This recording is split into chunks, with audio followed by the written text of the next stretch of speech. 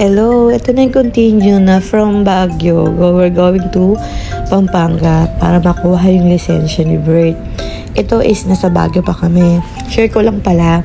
Sa pinag-stayan naming hotel doon sa may Baguio. Ang swerte lang namin kasi yung parking namin ay may outlet para makapag-charge kami ng sasakyan. So, nakapag 100% kami doon. At, di ba pababa kami from Baguio? So, hindi namin masyado nagamit yung battery.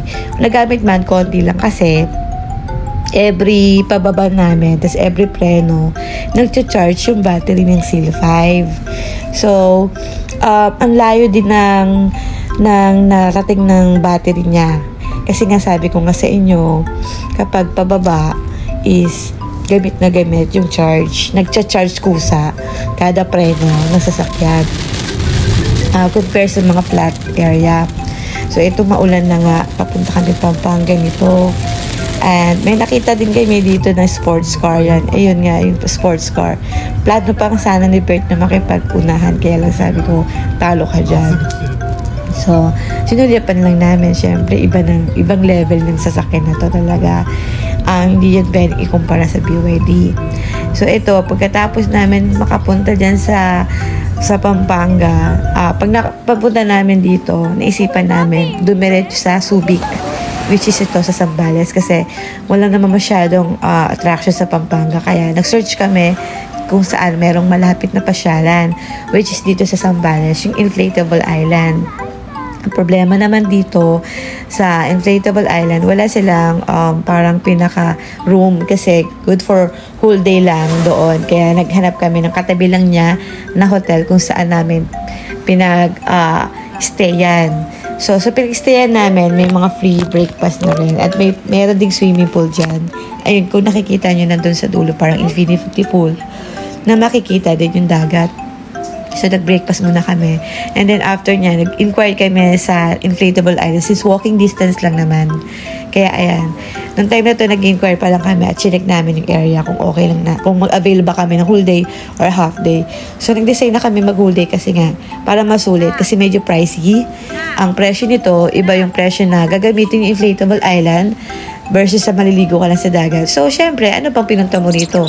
Kaya nag-avail na rin kami with Inflatable Island, saka whole day na rin.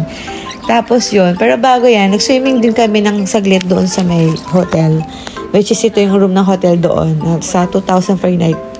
Ginabi na kasi kami from Baguio going here sa Zambales kasi nga nagpunta pa kami Pampanga tapos bumiyahe pa kami kaya naghanap na lang din kami ng room. So 2,000 per night yata to, I guess, with free breakfast na rin at pwedeng maka-access sa pool nila.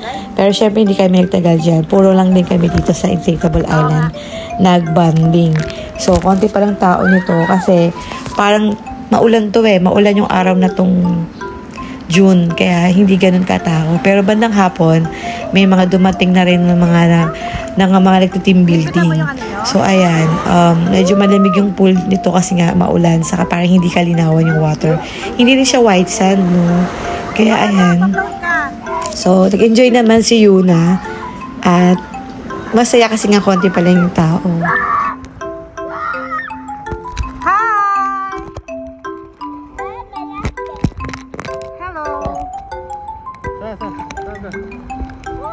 One, two, three.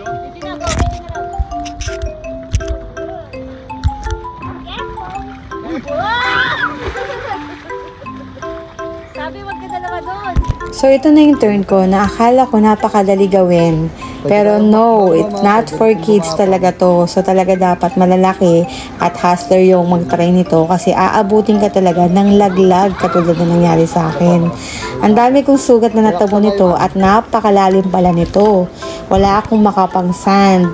Kaya nung mag-ama ko, pabalik ng ganito, hindi na sila makalakad kasi madulas talaga siya. So, hindi siya advisable para sa mga nakapaa kasi madudulas at madudulas ka talaga. Kaya sabi nga ni Yuna, Mama, it's not for kids. Hindi siya nag-enjoy. And for me, hindi na rin siguro kami babalik dito. Sa mata, maganda siya tingnan sa mga team building. Pero kapag may kids, para sa akin, it's a big no. So, syempre, sinulit na lang namin kasi mas mahal yung bayad pag in-avail mo to. Pwede kang di mag-avail, pwedeng mag-avail. So, syempre, sinulit na rin namin. So, yung rate pala nito, each is nasa 899 whole day. So, kung gusto mo, half day, pwedeng morning, pwede mo rin afternoon kunin yung ticket. So, pwedeng half day, pwedeng whole day. So, iba-iba naman yung rate. Pero kami, in-avail namin yung may inflatable island tapos whole day. So, sinulit na nga namin kasi gustong-gustong ni Yuna na akala niya is na-enjoy niya.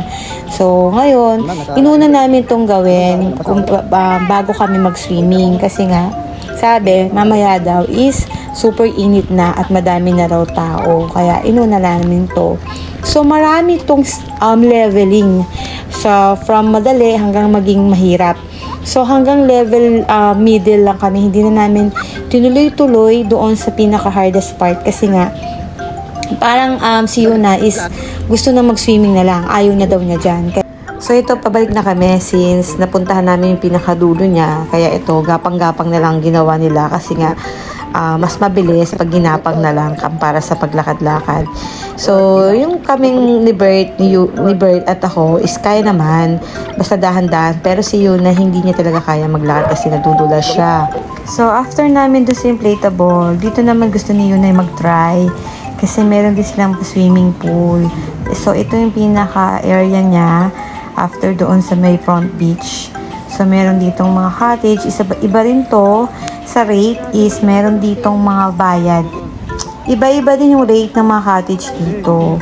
Saka, ayan, nag-order na rin kami ng pinaka-drinks namin. So, dinideliver din nila yung foods nila sa cottage mo. So, kinuha namin to kasi maliit lang naman kaming family. Hindi namin kinuha yung malalaki. Kaya, ayan, dito muna kami, nag-drinks muna kami. Tamang chill muna kami. Mamaya naman is magla-lunch na rin, nag-order na din kami kasi pagod na nga si Yuna dito kakalaro. So, masarap yung foods nila dito. Yun ang masasabi ko. Mahal siya, pero sobrang sarap. Napaka-malasa. Ayan. At sulit kami sa foods. At eto rin, nag-swimming din. Meron din silang pa-swimming pool. Kasama din to sa rate, no? Kaya, medyo mahal lang. Ang observe ko lang, wala silang pinaka-room pag gusto mong stay. Kasi, whole day lang dito. Pagka gabi, wala na. Kaya siguro hindi na sila nagpalagay ng mga rooms. Ayan. So, nung time na to, madami ding nag-team building eh. Kaya ito, si Yuna nag-enjoy din naman pagdating sa swimming pool compare sa inflatable island.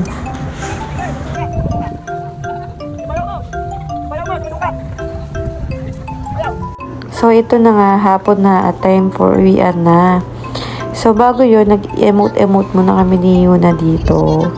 Kasi yung nag-rent dito sa Kubo is umuwi na rin. Kaya ito, eme-eme lang kami dito ni Yuna Bells. Tamang chill kunwari. Kunwari, kami nag-rent. Charot lang yan. So, habang si Bert pinilalagay na yung mga gamit sa car, dito muna kami. Kasi, medyo pricey din yung rito, pag-rent dyan. At saka, hindi naman kayo 22 hours dyan eh. Siguro mas masaya din mag-rent dyan kung madami kayo para masulit ba. Kami okay na yung ganyan. Kaya ito, si Yuna naglalaro muna habang naghihintay kaming tawagin doon ni Bert. Saka ito nababasa ito pag maulan kaya ang daming basa dyan.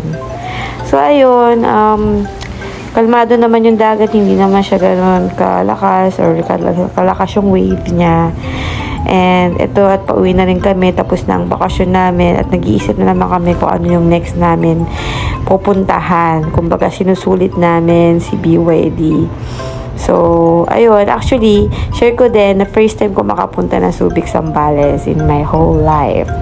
Yes, saka Pampanga rin, hindi pa rin ako nagpunta noon. Ngayon lang ako naggala-gala. So ito, uwiin na kami at finally makakapagpahinga na sa bahay after a long, tiring day. So nag-enjoy naman at sulit naman sa akin. Thank you BYD. Kaya sa mga gusto kumuha dyan, chat nyo lang ako or comment down below. Papa-approve natin yan. Super sulit sa akin ang hybrid na to at malaking tulong na rin sa ating ekonomiya. Ito pa, uwi na kami. Ito, ipapark na siya.